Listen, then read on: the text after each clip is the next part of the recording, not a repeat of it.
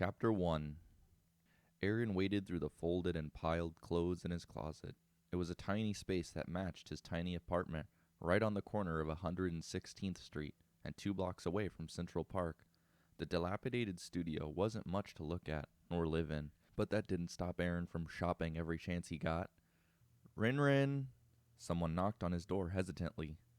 You here? I'm here, he called back, smiling when his older sister poked her head through his cracked open door. Spring cleaning? She asked, noting the mountains of clothes piled up around him. Not exactly, he answered, pushing the clothes aside to make a path for her to walk through. I'm looking for my gray and pink capris, but I'm thinking it might be time for me to get rid of some stuff. What gave you the hint? She asked with a snort. Erin scrunched up his nose and stuck out his tongue at her. You're just jealous because I have an outfit for every occasion. You have way more than one outfit for every occasion. Your outfits have outfits. As it should be. Erin pursed his lips and waved his hand through the air theatrically. My closet is my sanctuary. Yeah, well, it looks more like a burial ground right now. She lifted a pair of white polka dot shorts off the bed and sat. I called Dad last night, and he said you were still at home. When did you get back? I caught the late train last night, he answered, resuming his search. You should have called me. I would have picked you up. Why? He quirked his brow at her. So you and the stepmother can have your annual screaming match this year? No thanks. Touché, she sniggered. Nina was an alpha, taller than Erin, with toned arms, abs, and legs. She had silky blonde hair like Erin's, but she dyed hers with dark brown highlights and styled it in a spiky blunt bob. So, what's Cruella complaining about these days? Well, for starters, it's my fault Mitch left me for another man, Erin said stiffly, anticipating his sister's poor reaction. Excuse me? Nina's eyes shot open. She actually fucking said that to you? She kept going on about how I should have moved back home now that Mitch is officially engaged. Apparently I need time to, and I quote, realign my Omegan values. And New York City is no place to do that.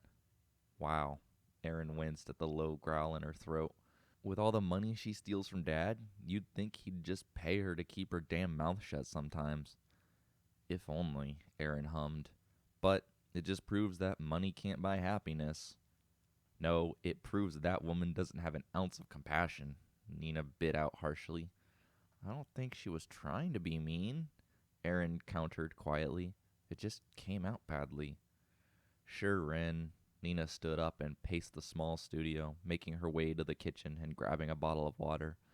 I'm glad you can give her the benefit of the doubt, but I'm tired of making excuses for her. This is exactly why I refuse to visit them. Trust me, if I had somewhere else to stay, I would have. But I needed to make sure I got all my stuff from Mitch's, and Dad offered me the garage to store it. You shouldn't need to store your stuff at Dad's in the first place. The back of the fridge banged against the wall as she slammed it. Easy on the fridge! And I dare that fucker to throw your stuff out of your own house, Nina countered, ignoring Erin's objection. I'll beat his face in. It's his house, Nina. Only half of it is his, she retorted. Not for long. What do you mean? Nina's eyes narrowed. I mean... Erin busied himself once more, searching for his pants and avoiding his sister's gaze. I agreed to let him buy out my share of the house. What? Nina hopped over 3 piles of clothes to close the distance between them. When did this happen? Yesterday. I told him I'd sign the papers when I went to get the rest of my things. Why? His sister demanded, leaning in to make eye contact. Why would you do that, Rin? I told him I'm going back to school. He finally looked up at her. I can't afford my rent, tuition, and a freaking mortgage. I'll pay for the mortgage. She touched her palm to her chest when she offered. No. Erin firmly shook his head. You're already helping me with my tuition. I can't keep relying on you to pay my bills. I'm your older sister, Nina pointed out. It's my job to help you. You are my older sister, and I love you more than anything, he smiled. But you're also an alpha, and you're getting older. You need to be saving money for your future mate, not wasting it on me. Oh, Jesus fucking Christ. Now you sound like Dad. Nina rolled her eyes and took a deep swig of her water. Well, when he giggled, his fangs peeked through, he's not wrong. He most certainly is, Nina bellowed out. Paying your tuition is not a waste, and neither is helping you with the mortgage. Property's a good investment, and anyone with a brain can tell you that. Well, Mitch has got a brain, and he's got more than enough money to take care of the mortgage. Plus, he needs the house more than me. Erin trapped the delicate skin of his lower lip between his teeth, what with the baby coming and all. God damn it! Nina pounded her fist against the wall. She stomped through the piles of clothes, continuing to pace around Erin's studio. Erin tried to ignore Nina's infuriated snarl and the popping sound of her knuckles cracking. It was a stereotype that alphas had terrible tempers, a stereotype that was extraordinarily true in Nina's case. God damn it! God damn it! Erin sighed heavily, deeply regretting his decision to tell her about his trip back home. What is your problem, Nina? Don't you get it? She all but growled at him. Mitch is winning. Winning? Erin shook his head slowly. Winning what? Everything, she argued. He gets the house, and the marriage, and the baby. Nina counted on her fingers. And what do you get, Erin? She demanded. Don't you deserve something after everything he's put you through? The question shook him to his core, and honestly, Erin didn't know how to answer her. It'd been a year since the breakup, and though he was slowly putting his life back together, the hole Mitch left inside of him was palpable. And yet, all hope was not lost. He was starting over, creating a new life, discovering who he was as a person, as a man. He might have lost his first love, but that didn't mean he couldn't find happiness. That didn't mean he couldn't start anew. You know what I get? Erin crawled on his hands and knees until he was close enough for her to drag him up. Once he regained his balance, he reached out and grabbed Nina's hands. I get peace of mind. He squeezed her fingers to calm her. I get the satisfaction of knowing that Mitch clearly wasn't the one for me. He's a sorry excuse for an alpha, and as far as I'm concerned, that whore can have him. Don't call him that. And why not? She tightened her grasp on Erin's hand to implore him. He's just as guilty as Mitch. Probably knew about you two the whole time. You don't know that. I don't give a damn, she quipped back. If it was me, I would be making their life a living hell. If it was you, we'd be in jail for manslaughter, Erin chortled. You're goddamn right. She nodded firmly and tightened her jaw. Hell, we should be burning that fucker's house to the ground right now, not selling it back to him. And what would that solve? Erin challenged. It's not going to fix me, Nina. It's not going to make Mitch leave his fiancée and come back to me. And even if it did, he added quickly before she could interject, even if it did, it wouldn't mend my broken heart. Nina slowly deflated, letting the tension out of her strong arms. As always, Erin's well-being came before her vicious temper. You're right. She pulled Erin in for a tight hug. You're better off without him anyway. Thank you for saying that, Erin grimaced. It's true, Nina pulled away, and you're going to do just fine without him. Now you're laying it on, Erin laughed and moved back to his closet. But I appreciate the good vibes. You can send them with me on my job interview today. Job interview? It's for a live-in nanny position, he grunted as he climbed back over the second pile and moved to the third. Room, board, and a small stipend. It's on the Upper East Side, too, so you know the closet's at least twice the size of this one. Nanny, huh? Nina chuckled and leaned her back against the wall. For the life of me, I just can't understand why you like dealing with brats all day. Because kids are too young to care about the silly stuff grown-ups care about, Erin explained. All they want to do is play, learn, and have fun. It's nice to tune out real life sometimes. I can't relate, she shrugged as she pushed off the wall and launched the empty water bottle into the open trash can. But I'm sure you'll get it. You're the best man for the job. Anyone who can't see that is an idiot. I'm so excited about it. I'm going to try to complete my certification hours at the kids' school, too. Then you don't have to worry about running on the train back and forth this semester. Yes! And since I'll be living there, I can finally get rid of this apartment and start saving some money. It certainly sounds perfect. There was a hint of skepticism in her tone. Don't start. He pointed his finger and pinned her with a glare. I'm just going in for an interview. I know my way around the city, and I know how to handle myself. I'm not telling you not to go. She held her hands up in a mock surrender. But if it looks sketchy, you call me immediately. Fine, Nina. Erin rolled his eyes and let out an exhausted huff. He loved his sister, but she was a pain in his ass sometimes. Aha! Found 'em! Erin shook out the capris and laid them on the ironing board. He sprayed them down with starch and fabric freshener to bring them back to life. You think maybe you should tone it down for this interview? Nina suggested, picking up the bright yellow blazer from the bed. This is the Upper East Side Manhattan, Rin. The wolves of New York. They put the blue blood in hypothermia. Nope, Erin said firmly. I want him to know what kind of nanny he's getting. Fun, quirky, and excited to work for him. Him? Nina queried. Alpha or Omega? Alpha, Erin mumbled, trying not to give in to his sister's curiosity. Ah, so there's the catch. Nina grinned wickedly, exposing her large alpha fangs. You're going to be living with an alpha. It's not like that. Erin cut his gaze towards her. He's a widow in need of help with his 5-year-old daughter. So he's single, too. Nina raised her hand to her chin, looking every bit as menacing as she was. I wonder if he's hot. He's widowed, Erin answered incredulously. Widowers can't be hot? I haven't met him yet, so I wouldn't know, but according to the job post, he'll be gone half the month. He's a pilot with a crazy schedule, hence the reason he needs a live-in nanny. More like live-in booty, Nina laughed out. Erin ground his teeth and glared at her, forcing himself not to chuck the iron at his sister's head. Oh, don't give me that look, she continued to laugh. You'll be living there, under the same roof, sleeping down the hall from him when he gets all hot and bothered. I just got out of an 8-year relationship. Almost a year ago, his mate died. Okay, and booty is probably the last thing on his mind. You'd be surprised. Nina grabbed her jacket and headed towards the door to leave. Nothing like a good fuck to clear your head.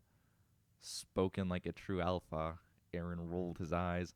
I'm not going there to date him. I'm going there to work for him. Sure you are, Nina said with a smirk. And when you two start fucking, I'll be waiting to tell you I told you so. Erin pursed his lips, refusing to dignify her comment with a response.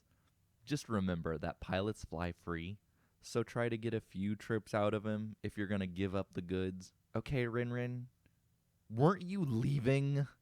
Erin finally bit out, shooing her out of his apartment. Fine, I'm going. She waved goodbye over her shoulder. But if he's hot, you better text me. Goodbye, Nina. Erin slammed the door behind her and cursed under his breath. Chapter 2. Sweet Mary Magdalene, Erin whispered, staring up at the enormous high-rise.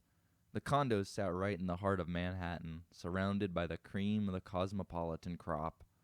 The area alone would skyrocket the price of even a hole in the wall, but considering all the frill of the exterior, Erin could tell the actual condo would be luxurious. Erin stepped inside the glass double doors, marveling at the extravagance. An expensive fountain ran along the surface of the walls.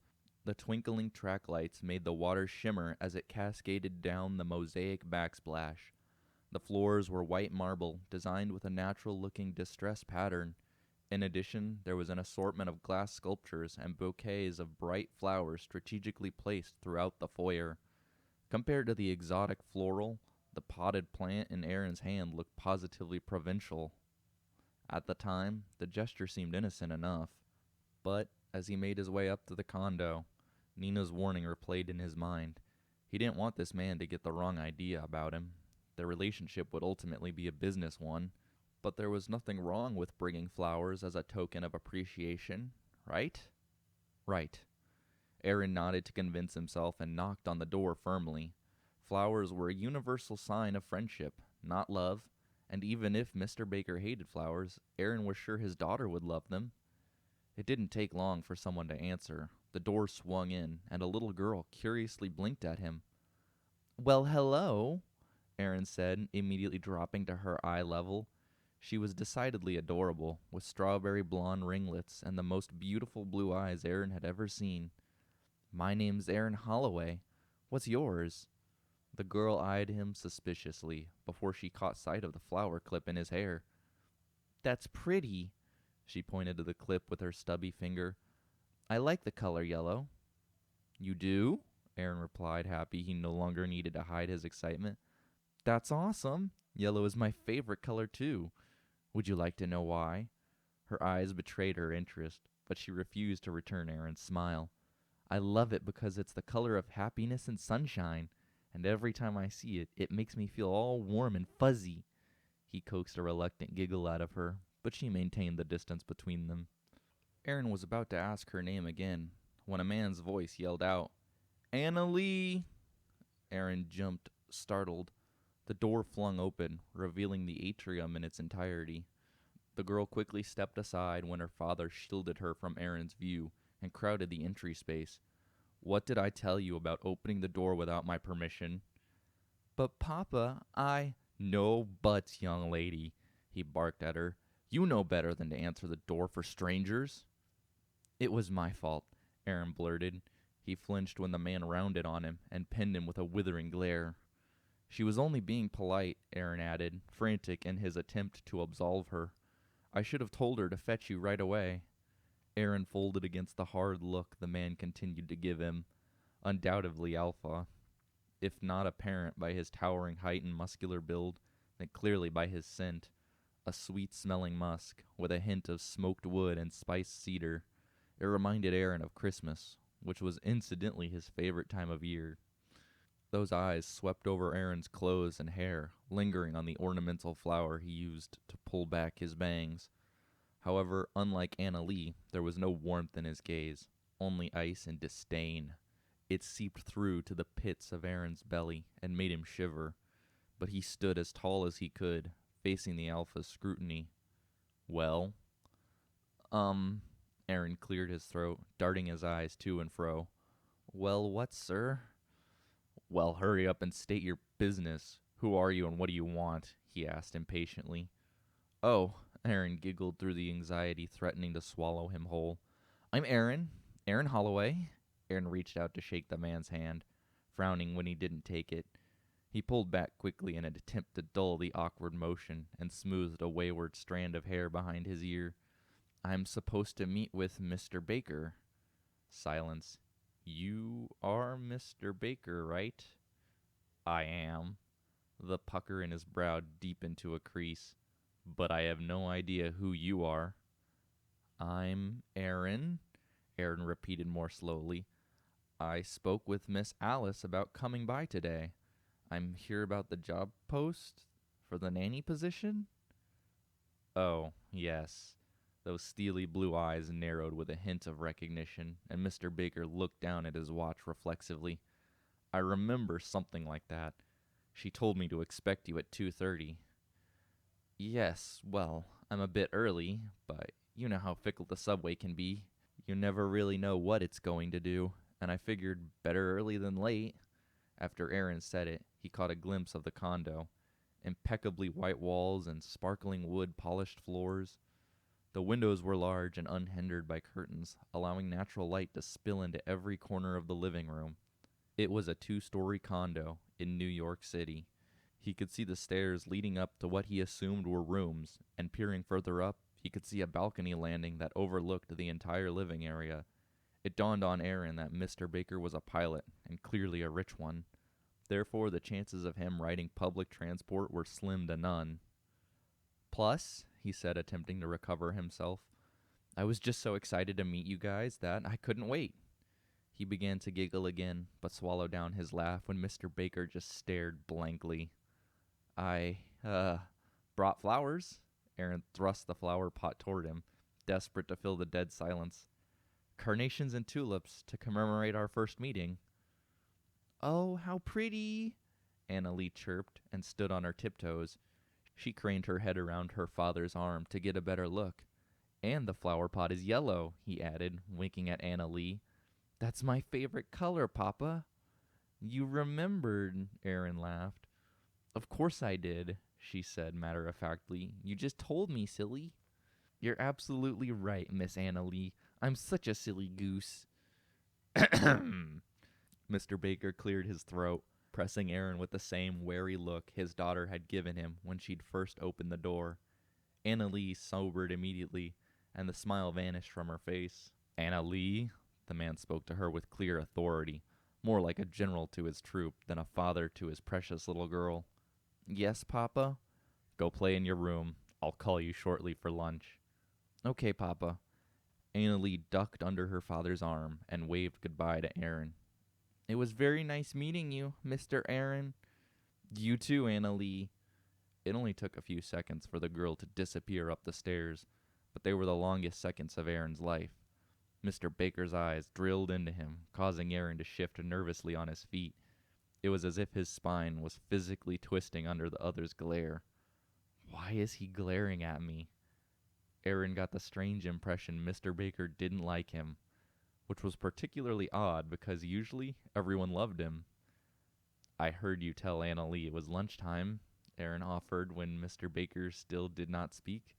If you want me to come back afterward, I can. That won't be necessary, Mr. Baker interjected without preamble. He stepped aside, as rigid as a soldier on marching orders, and gestured for Erin to enter. It wasn't exactly welcoming, but Erin could tell he was trying to be polite. Well, Erin took a deep breath as he followed Mr. Baker inside the condo. Here goes nothing.